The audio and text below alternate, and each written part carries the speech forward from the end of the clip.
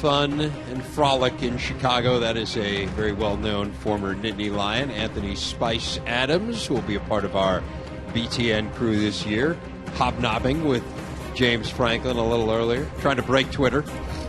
Not sure whether they actually succeeded in that. And then these guys were there involved in some serious high-level discussions. Brandon Bell, Nyeem, Wartman-White, and Brian Gaia all joining us here. A couple of the linebackers, and Brandon and Nyeem. Brian from that offensive line. Great to have all three of you guys here. How's the trip to Chicago been so far? It's been good. It's been good. I had a nice flight and enjoying the sights. All right. There's a lot to see here, but I know you guys are focused on football. This is a big year for Penn State. I mean, that's kind of the narrative that people are throwing out there, and I think I would agree with it, that the sanctions are passed now. James Franklin heading into his third year. You've had some really good recruiting classes, and now the question is Penn State ready to compete at the top of the East with Michigan State and Ohio State and Michigan?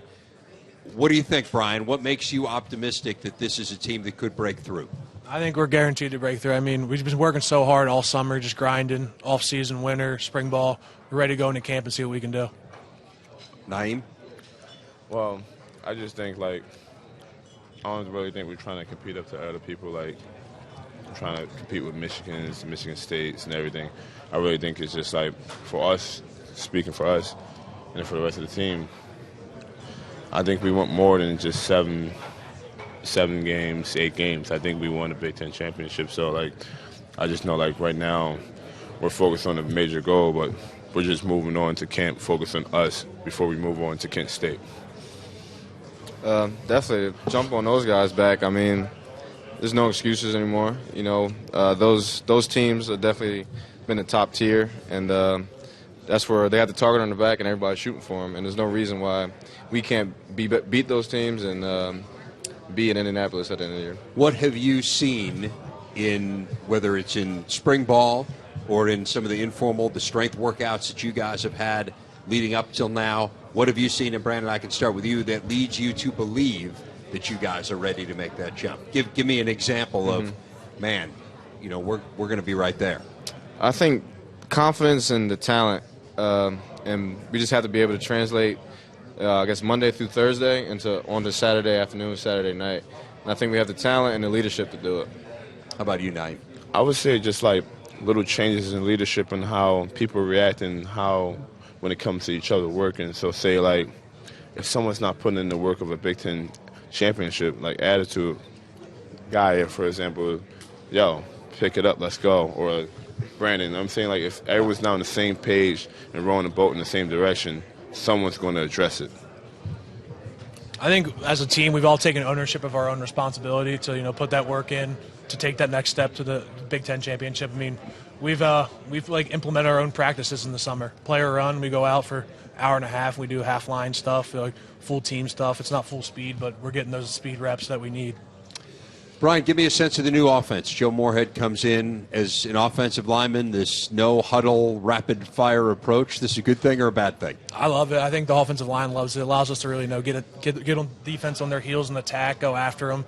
I mean, Coach Moorhead brings a lot of energy. Coach Limegrover does the same. I mean, I think we've all bought in, and I think we're ready to take that next step. What's it going to look like? Give us a sense of what to expect from Penn State's offense. Lots of points. How about how you're going to get there? I think it's that work we put in all summer and what we're going to put in for camp coming up in 2 weeks. So it's just taking those steps, not setting the bar too high each day. Just take it one day at a time and making those steps count. You mentioned Coach Limegrover, someone we're very familiar with, obviously, in this league from his time at Minnesota. Offensive line's been an issue. I mean, no bones about it, and there have been a lot of reasons why it's been an issue, and some of them well beyond your control. But now you're at a point where the numbers are where the numbers need to be.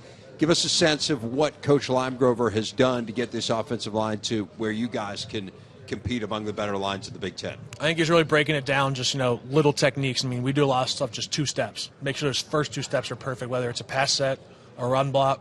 Just make sure you're really honed in on those details that make you a great player. How have you seen the rest of the offense adapt to the change in scheme? It fits our quarterback battle perfect. Trace and Tommy, both mobile guys. I mean, we have a great wide receiver core between Chris Godwin, Deshaun Hamilton, and Saeed, people like that. So our tight ends are also really freak athletes. So I think it just complements everyone well. Change on your side of the ball, too. Coach Shoup moved on, so Brent Pry now the defensive coordinator. What has that meant? I mean, give us an idea of how things have changed defensively. And Nyeem, I can start with you. I wouldn't say much change. It's going to be the same attitude, putting pressure on people and being aggressive. But I like it because now Coach Shoup is defensive coordinator, and if I want to expand on learning about the game plan and picking his mind on how he go about, like how he's going to call the game, I have Coach Pry right there to my expense that I can talk to him about the game plan and just, get more out of him. So when it comes to game time, the linebackers and the defense are ready. Well, this is going to be an outstanding linebacker crew. Where do you think the linebackers, in terms of the experience that you guys had, how can you help what is the challenging area for the defense, which is the group up front? I think, like you said, with having the most experience pretty much in the defense as a whole, the guys are going to look to us, and we're going to try to keep them level-headed. And for the guys up front, keep pushing, keep them pushing. It's going to be the first time a lot of those guys are getting real playing time. And just let them know that every play is going to be perfect, but to get back up and keep fighting the fight. There were some household names up front there, no doubt about it. Guys like Nassib, who emerged, I think it's one of the great stories in all of college football. I mean, it really was just incredible. But obviously we know about Zettel and Johnson as well. These were big-time players. And now, as you say, these are the guys who are stepping up, are guys with less experience. Who should we know about that we don't know about? Who are the next Zettels and Johnsons and Nassibs? I guess on that note, the guys have seen those names, seen those guys do what they do, and it kind of gives them confidence to go out there and do it. But as a name, I'd say Kevin Givens is a guy that flashed a lot in the spring, and Robert Windsor. And definitely Garrett Sickles. We've seen him. And we've seen him a little bit, right? I think we'll see even better. Anyone you'd add to that list, Nyeem? Just everyone. Everyone got their own little styles of how they play, and they bring their own, unique skills to the table. So got Curtis Cothran, who made the transition. Very athletic, playing the 3-tech. It's like a Zettel type. He can move well, just like him. Obviously you got the ends like Torrance Browns, Evan Schwan. We got guys there who's going to get the job done. So, we're just waiting for the season so they can prove that to you guys.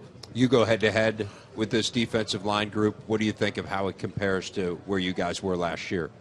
I mean, losing Zettel and Austin's big, and Carl, but I think Evan Schwan stepping in Carl's spot and having Garrett Sickles as a leader out there.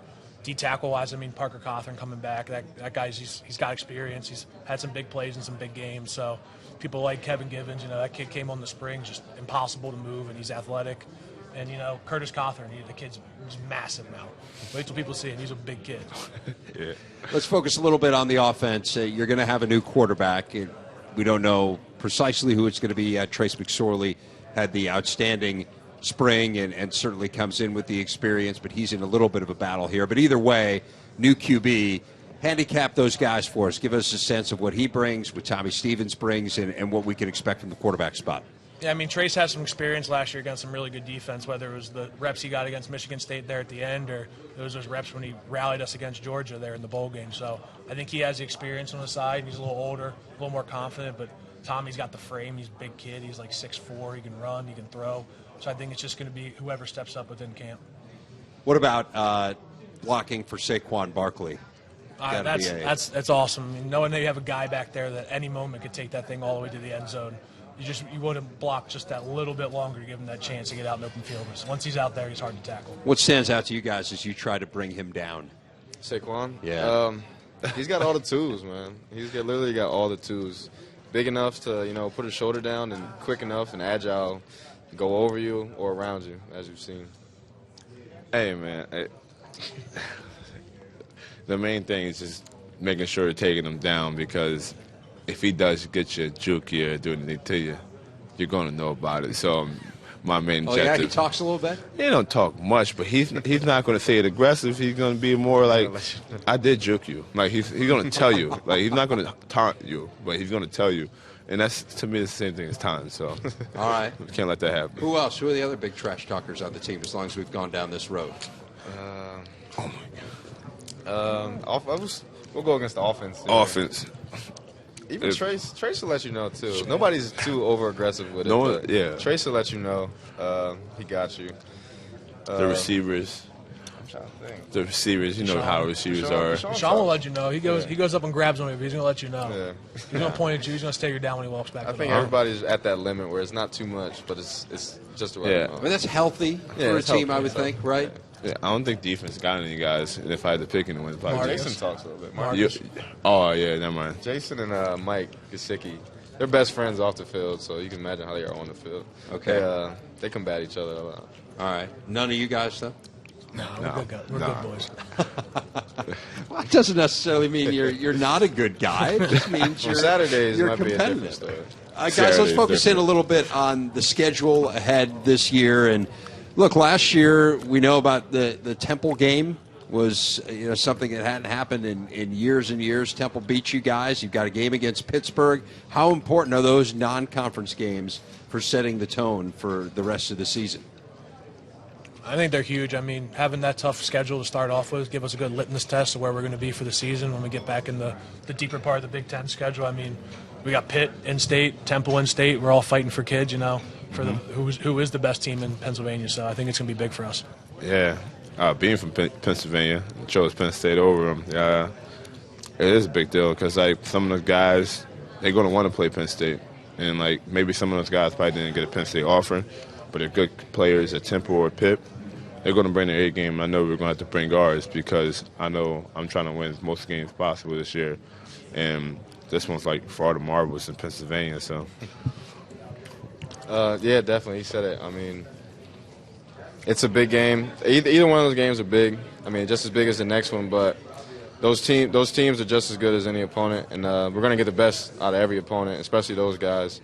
So we just got to be ready, strap up. It's going to be both of those games going to be very physical, and it should be fun. I'll leave you guys with this. I've asked a lot of different groups of players this. How do you measure success? What's a good year for you? I think this year we've got to go for it all. And I mean, if you set the bar low, you get those 7 and 6 seasons. And like I said, you probably noticed we've been talking a lot bigger than we have before in the past. And that's something Nyeem kind of brought up over the offseason. Why shouldn't we talk about it? We want to be just as good as those other teams. We should speak it to existence. Have that confidence, and we just got to translate it to Saturdays. yeah, I just feel like I agree with Brandon. Just you got to want to be about it, and obviously you can work towards it. None of us won a Big Ten championship. We couldn't tell you what it takes to work like a Big Ten champion. But if you set your mind every day, hey, I want to work like a Big Ten champion, work the hardest you ever worked before, then it would take care of itself. So I feel like winning a championship is a successful season. I think setting the bar high is where you have to go. I mean, if we set the bar for 7 and 6, then that's what we're going to go for. If we're setting the bar for undefeated in Big Ten championship, that's what you're going to work for every day. You put that rep in. Make sure this 50-yard sprint is for that Big Ten championship. And if you come up short, I mean, it's not the best, but we're working for that Big Ten championship. Brian Gaia, Nyeem, Wartman-White, Brandon Bell. Guys, thanks a lot for your problem. time. Good luck, and we'll see you at preseason camp Sure. not too long Yeah, from sure. now in Thank you. State College. Thank you for having us. All right, see you. We can